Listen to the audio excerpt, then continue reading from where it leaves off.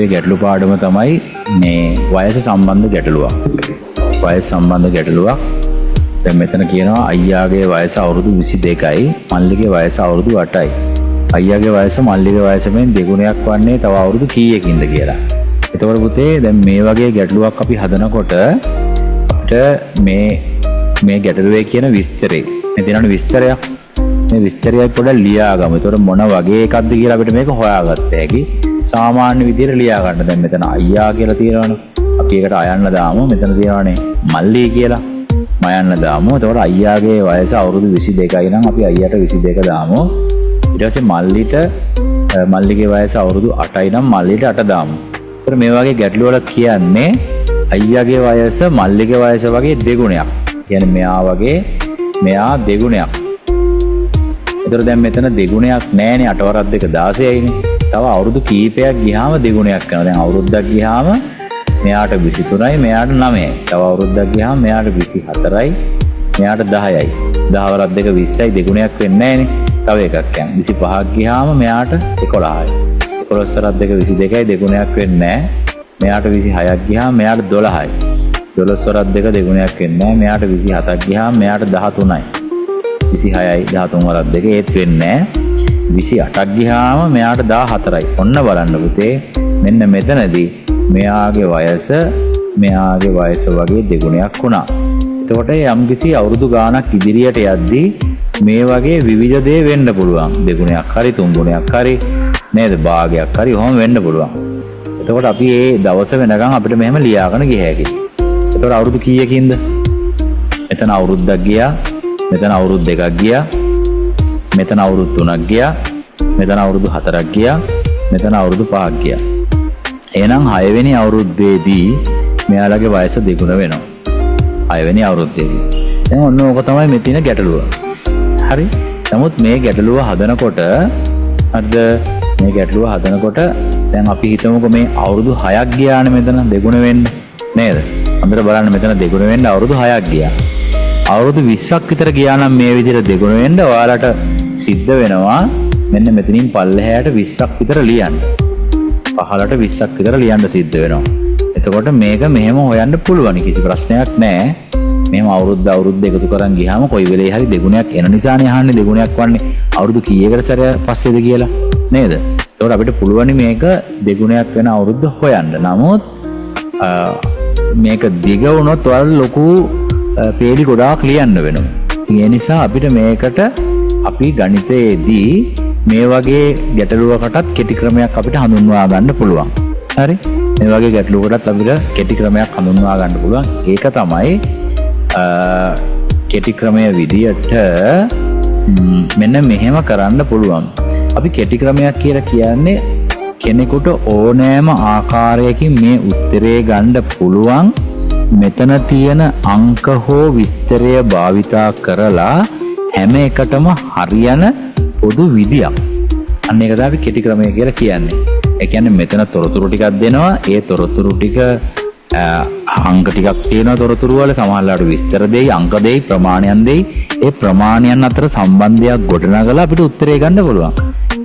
ඒ වගේ තවත් ගානකට ඒ ක්‍රමයේම හරියනවා නම් තවත් ගානකටත් ඒ ක්‍රමයේම හරියනවා නම් අපිට සලකලා බලන්න පුළුවන් ඒ ක්‍රමේ ඕනම ගැටලුවකට ඒ උත්තරේ එනවද කියලා. අන්නේ වෙනවා නම් අපිට කියනවා ඒකට කෙටි ක්‍රමයක් කියලා.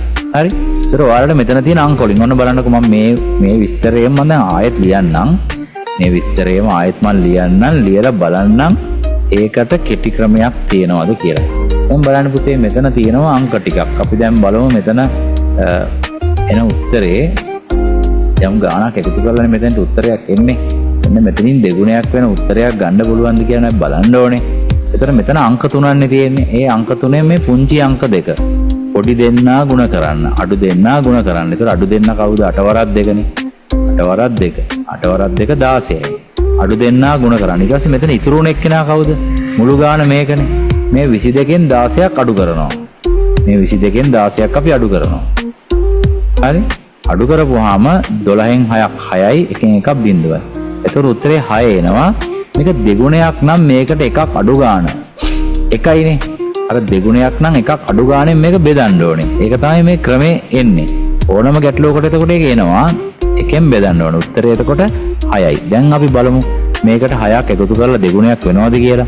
22යි 6යි 28යි 8යි 6යි 14යි. එතකොට ඕගොල්ලන්ට පේනවා අර උත්තරේම ආවා. අර විදියට අපි වැලක් වගේ දිගට ලිව්වෙත් නෑ. මෙතන තියෙන අංක වලින්ම අපි ඒ උත්තරේ ගත්තා. හරිද? එතකොට ඒ උත්තරේ ආවම අපි එකතු කරලා බැලුවා උත්තරේ දෙගුණයක් වෙනවද කියලා.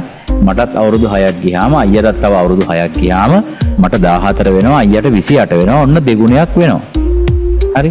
ඔන්න ඕක තමයි කෙටි ක්‍රමයක් කියලා කියන්නේ. දැන් අපි මෙතන බුද්ධි පරීක්ෂණ හදද්දී ලොකු දෙයක් නෑ. මේ හැම ගැටලුවකම ඒ වගේ ගැටලු වලට ආවේනික පොදු රටාවන් තියෙනවා. ඒ රටාවක් තමයි කෙටි ක්‍රමයක් කියලා අපි කියන්නේ. අපි දැන් දෙවෙනි ගැටලුවත් හදලා බලමු. මේක දිග ක්‍රමය. මේක ඕනෑම කෙනෙකුට හිතලා හදන්න පුළුවන්. පුතාලට ශිෂ්‍යත්ව විභාගෙදී මේ විදියට හිතලා හැදුවත් ප්‍රශ්නයක් නැහැ. හරි? හැබැයි දන්නවා නම් ඉක්මනින්ම මේක හිතෙන් උනත් උත්තරේ ගත්ත හැකි. නිකන් හිතන්න අඩු දෙන්න 8 වරක් 2 16යි 22න් 16ක් 6යි 6යි 2 දෙගුණයක් නම් එකෙන් බෙදුවම 6යි. 6 6 එකතු කරලා බලන්න පුළුවන් එනවද කියලා. එතකොට ඒක හරි සරලයි. අය කිව්වොත් මේ පොඩි දෙන්න 8 වරක් 2 16යි 22න් 16ක් 6යි 6 එකෙන් බෙදුනාම 6යි 22යි 6යි 28යි 8යි 6යි 14යි 14 වරක් 2 28යි. ඒක දක්ෂ ළමයෙකුට මේ වගේ අංක තුනෙන් මොනවා හරි වැඩක් කරලා මේ අංක තුනෙන් මොනවා හරි කරලා ඔයාලට පුළුවන් මේකේ කෙටියෙන් උත්තරේ ගන්න. ඕකට තමයි අපි වර්තමානයේ IQ ප්‍රශ්න එහෙම නැත්නම් ගණිත ගැටලු කියලා කියන්නේ, බුද්ධි පරීක්ෂණ කියලා කියන්නේ. ඔන්න ඔය වගේ යම්කිසි විස්තරයක් දුන්නාම ඒ විස්තරේ අපිට ඒ විස්තරයට අනුවම දිගට උත්තරේ ගන්නත් පුළුවන්. නමුත් ඒකේ අංක යොදාගෙන කෙටි පාරක් අපිට හොයන්නත් පුළුවන්. ඔන්න ඕකට තමයි අපි ශිෂ්‍යත්ව විභාගයේදී පොදුවේ ගත්තාම ඕනෑම අභියෝගතා විභාගවලදී අපි කියන්නේ ගණිත ගැටලුවක් කියලා. පොඩි දෙයක් ගණිත ගැටලුවක්. නැත්නම් බුද්ධි පරීක්ෂණ ගැටලුවක්. ඒතර අපිට මේ ගැටලු වලට මේ පුදුම දෙයක්. ඉතින් මේ ගණිතයේ තියෙන සුවිශේෂී ලක්ෂණයක් මේක. හරි? ඕනෑම ගැටලුවකට මේ වගේ තවත් පාරවල් අපිට හොයන්න පුළුවන්. ඉතින් අපේ මනස අපි දියුණු කරන්න ඕනේ මේ වගේ ගැටලුවකට කොහොමද ඒ වගේ පාරවල් හොයන්නේ කියන කාරණේ. දැන් අපි තව එකක් ගමු මේකේ දෙවෙනි ප්‍රශ්නේ. සහන්ගේ වයස අවුරුදු 33යි. මාලිගේ වයස අවුරුදු 6යි. අපි හිතමුකෝ මෙතෙන්ට අපි දාමු සහන් කියලා එක්කෙනෙක්. මෙතෙන්ට අපි දාමු මාලි කියලා එක්කෙනෙක්. මෙයාගේ 33යි. මෙයාගේ වයස අවුරුදු 6යි. හරිද? හොඳට කියවලා අපි මේ සටහන ලියා ගන්නවා. ඒක තමයි අපේ පළවෙනි පියවර. සහන්ගේ වයස මාලිගේ වයස මෙන් දෙගුණයක් වන්නේ. ඒ කියන්නේ මාලිගේ වයස වගේ මෙයාගේ වගේ දෙගුණයක් වන්නේ තව අවුරුදු කීයකින්ද කියලා යහන්නේ. එතකොට ඔයාලට මම කිව්වා මේකේ අඩු දෙන්නෙක් ඉන්නවා. මේ පොඩි අංක දෙක වැඩි කරන්න 6 වරක් 2. 6 වරක් 2 12යි. ඊට පස්සේ මුළු ගාණෙන් අඩු කරන්න. 33න් 12ක් අපි අඩු කරනවා 21යි. ඊට පස්සේ දෙගුණයක් නම් හරි එකෙන් බෙදනවා. නේද? 6යි 33යි නේ තියෙන්නේ මේ ගැටලුවේ. 6යි 33යි 6 වරක් 2 12යි 33න් 12ක් අඩු කරා 21යි එකෙන් බෙදනවා. අපි මේ එකෙන් බෙදපුවාම උත්තරේ එන්නේ 21නේ. අපි දැන් මේකට 21ක් එකතු කරලා බලමු දෙගුණයක් එනවද කියලා. දැන් අර ගැටලුවේ නම් 21 වතාවක් ලියන්න ඕනේ. 21යි 6යි 28යි 3යි 1යි 4යි 3යි 2යි 5යි 54යි. දැන් බලන්න මේ 54 28 දෙගුණේ එනවද කියලා. 28 දෙකෙන් වැඩි කරපුවාම 8 වරක් 2 16යි 27 නේද? sorry 27 6යි 1යි 7යිනේ 27 දෙකෙන් දැකනේ. දැන් මට ඒකේ එකතු කරද්දි වැරදුනා. නමුත් ගාන කියනවා මේ විදිහට උත්තරේ නැහැ කියලා. ඒකට අපි ආයෙ බලන්න පුළුවන් වැරදුනොත්. දැක්ක නේද? මම ආයෙ බැලුවා 6යි 1යි 7යි 2යි 27 දෙකක් 54 එනවා. 7 වරක් 2 14යි එකක් විතරයි 2 වරක් 2 4 1යි 5යි. එහෙනම් තවත් අවුරුදු 21කින් තවත් අවුරුදු 21කින් මේගොල්ලන්ගේ වයස දෙගුණයක් වෙනවා. හරි? ඒක අපිට එදිනෙදා ජීවිතේදීත් අවශ්‍ය වෙන දෙයක්. අර වගේ මේ ගාන හදනවා නම් පුතේ 21 වතාවක් ඔයගොල්ලන් ලියන්න වෙනවා. ඒක අපිට දුෂ්කර කාර්යයක්. ඒ නිසා තමයි අපි මේ වගේ ගැටලු වලට මේ වගේ ෂෝට් ක්‍රම අපි හදාගන්න උත්සාහ කරන්නේ. ඔයත් බලන්න මීට අමතරව ඔයාටත් පුළුවන් ද කියලා මේ වගේම තවත් විදියකින් තවත් කෙටි ක්‍රමයක් හොයාගන්න. මෙතන තියෙන අංක වලට මොනවා හරි කරලා. මේ වගේ ගැටලු වලට කෙටි ක්‍රමයක් හොයන්න පුළුවන් ද බලන්න. දැන් ඕක හොඳට දියුණු කෙරුවොත් ඕගලන්ට මේ ගැටලුවක් හම්බුන ගමන්ම කෙටි පාරක් හොයාගන්න පුළුවන් වගේම මේ ගණිත ගැටලු කියන්නේ මොනවද? මේවයි උත්තර ගන්න කොහොමද? මේවා අපි හදන්නේ කොහොමද? මේවා ස්වභාවයන් මොනවද කියලා එක එක ගැටලු අපිට අධ්‍යයනය කිරීමෙන් අපිට ගණිතය කියන විෂය දියුණු කරගන්න පුළුවන්. ඒ ඥාණය වැඩි කරගන්න පුළුවන්. ඒක තමයි මේ විෂයක් ඉගෙන ගැනීමේදී අපි බලාපොරොත්තු වෙන්නේ. ඒ ගැටලුව අධ්‍යයනය කරලා ඒ ගැටලුවෙන් අපි යම් නොලෙජ් එකක් ඥානයක් ලබාගෙන අපි ගණිතයේ ස්වභාවය හඳුනා ගන්නවා. හඳුනාගෙන අපි තවත් ගැටලුවක් හැදීම සඳහා ඒ අපි ඉගෙනගත්තු අත්දැකීම් උදව් කරගන්නවා. ඒක තමයි මේ ගැටලුව. ඒතර දෙවෙනි ප්‍රශ්නෙට උත්තරය 21යි. අවුරුදු 21යි. පළවෙනි ප්‍රශ්නෙට උත්තරේ අවුරුදු 6යි. ඒතර මේකේ උත්තරේ අවුරුදු කීයකින්ද 6කින් කියලා ලියන්න පුළුවන්. මෙතන 21කින් කියලා ඔයගලන්ට උත්තරේ ලියා ගන්න පුළුවන්. ඒ විදිහට තමයි පුතේ මෙතන තියෙන ගණන් ටික ඔක්කොම මම හදන හැටි වලට දාන්නම්. මම දැන් ගැටලු දෙකක් ඔයගලන්ට මෙතන ලියාගත්ත හැකි මේක ස්ටොප් කරලා වීඩියෝ එක. මෙතනත් දෙවෙනි ගැටලුව මේක හදන හැටි මම මේ කියලා දුන්නේ. ඒකත් ඔයගලන්ට ලියා ගන්න පුළුවන්. ඊටු ගැටලු 8 සඳහා මම වීඩියෝ එකක් ඔයගලන්ට යොමු කරන්නම්. ඒ විදිහට තමයි අපි මේක හදන්නේ. පැහැදිලි නේද? හොඳයි එහෙනම් අපිට මේ ඉතුරු ගැටලුවට සඳහා ඔයගොල්ලන්ට මම වීඩියෝ එක දාන්නම්. එහෙනම් බොහොම ස්තුතියි හැමෝම මේක නරඹලා ඔයගොල්ලන්ගේ පොතේ මේක සටහන් කරගන්න. මේ ගිය සතියේ ගැටලුව අම්මලත් මට නිතර අපිට ප්‍රකාශ කළා මේ ගැටලු ළමයින්ට සමහර ඒවා තේරෙන්නේ නැහැ වීඩියෝ වශයෙන් දාන්න පුළුවන්ද කියලා. මම පුළුවන් අවස්ථාවලදී ඔයගොල්ලන්ට මේකේ අයිඩියා එකක් එන්න ඔයගොල්ලන්ට මේ ගැටලු පිළිබඳව යම් කරුණු ඔයගොල්ලන්ට පහදා දෙන්නම්.